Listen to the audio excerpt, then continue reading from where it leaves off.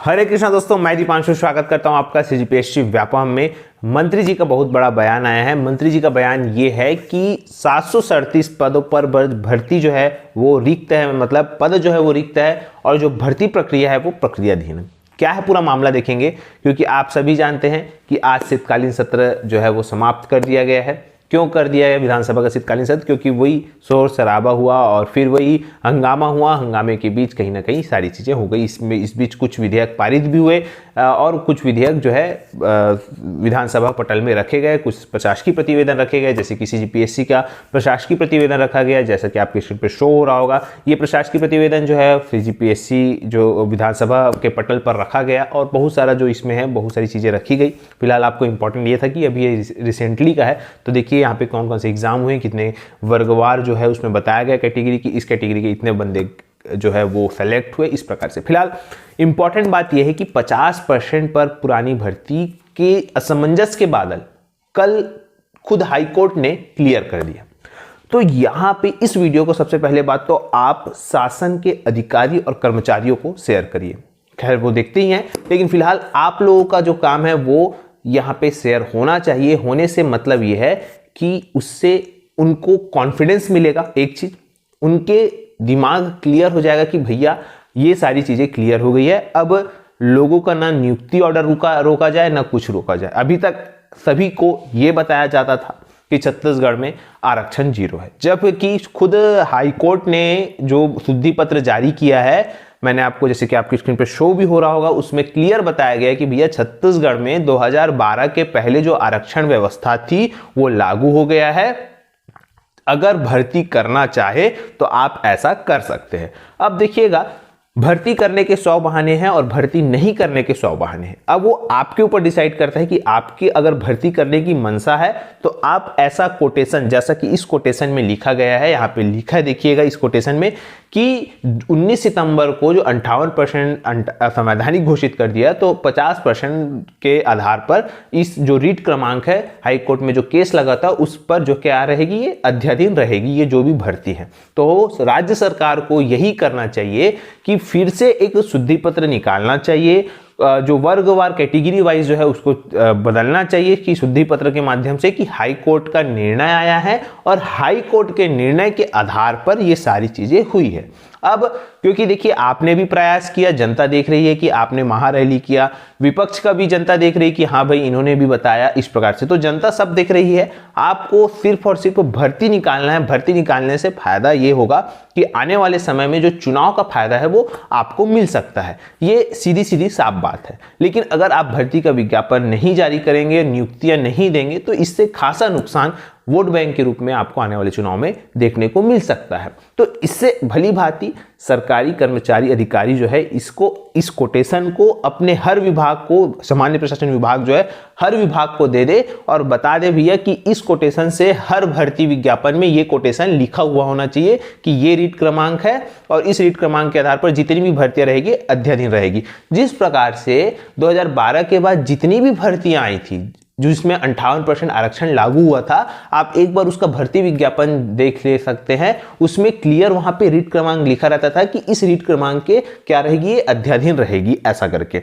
उसी प्रकार से जब निर्णय आ चुका है हाईकोर्ट का, तो हर पुरानी भर्तियों में शुद्धि पत्र जारी करके फिर से जो है इसका या तो रिजल्ट जारी करा जाए। अब सबसे घबराहट वाली बात है पीएससी के स्टूडेंट की, जिनका मेंस 2021 हो चुका है और सिर्फ अब उनका इंटरव्यू भी हो चुका है। अब उनका वेट चल रहा है सिर्फ रिजल्ट का। वो क्या करेंगे? तो यहाँ पे हालांकि पीएससी का काम थोड़ा सा बढ़ जाएगा। पीएससी का काम इसलिए बढ़ेगा क्योंकि उनको फिर से शुद्धि पत्र जारी करना पड़ेगा। उनको बताना होगा कि भैया हम 50% के आधार पर परीक्षा ले रहे हैं 2021 का। अब उसमें क्या होगा, हाल ही में एक मध्य प्रदेश का केस सामने आया था जिसमें कि सेम ऐसा ही केस हुआ था। तो उसमें मध्य प्रदेश के जो पीएससी है, एमपी पीएससी, उन्होंने क्या किया था कि जितने नए स्टूडेंट आए हुए हैं आरक्षण के आधार पर, नए आरक्षण के आधार पर मध्य प्रदेश में, उतनों का क्या किया गया, सिर्फ उतनों का ही मेंस पेपर लिया गया और उतनों का ही रिजल्ट जारी किया गया, उतनों का फिर इंटरव्यू दिया गया और उसके बाद इन ऑल टोटल सबका जो है वो रिजल्ट जारी किया।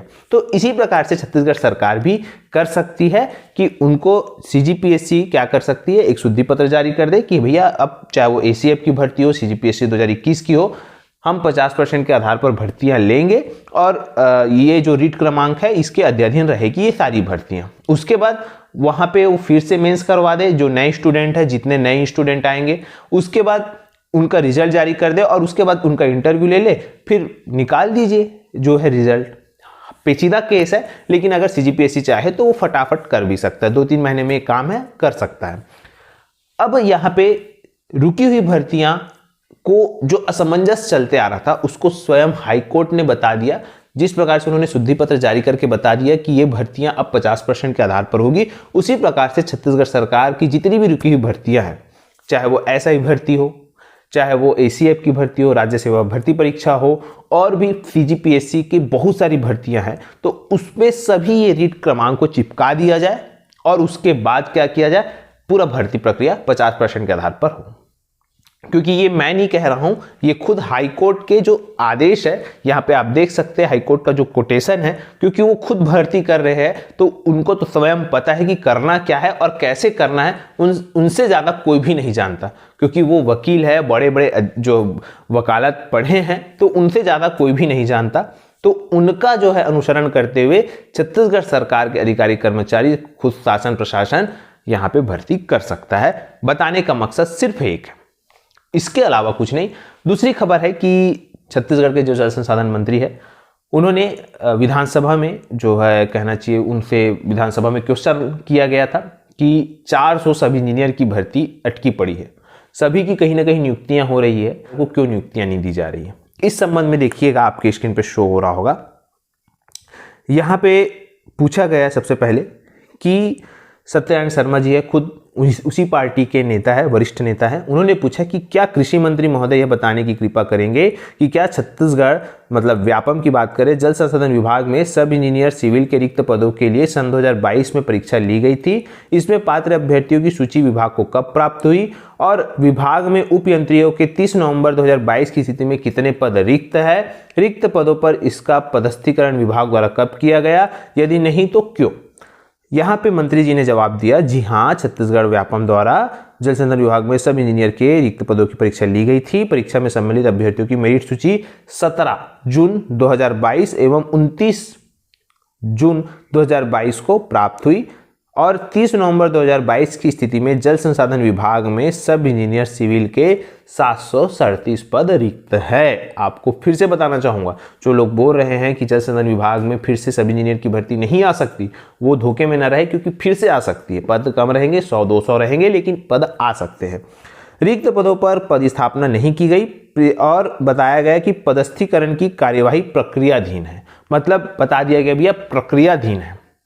अब इसमें समय नहीं बताया गया है, तो खासकर ये जल संसाधन विभाग वाले को मैं यही बताना चाहूंगा कि भाई आप लोग 50% के आधार पर भर्ती कर सकते हैं और सभी नियुक्ति पत्र में ये लिख सकते हैं कि ये जो है इस रीट क्रमांक के आधार पर भर्ती जो है वो अध्याधीन रहेगी। इस प्रकार से नियुक्ति पत्र जारी कर सकते हैं। अब ये आपके ऊपर, सरकार के ऊपर डिपेंड है कि आप नियुक्तियां और भर्ती करना चाहते हैं कि सिर्फ आरोप और प्रत्यारोप का खेल चलता रहेगा। फिलहाल वीडियो यहीं तक, समझाना था लोगों को, समझा दिया गया है। फिलहाल अब आप देखते हैं, वीडियो अच्छा लगा तो इसे ज़्यादा से ज़्यादा लोगों तक शेयर, लाइक एंड सब्सक्राइब जरूर करें। वीडियो देखने के लिए धन्यवाद।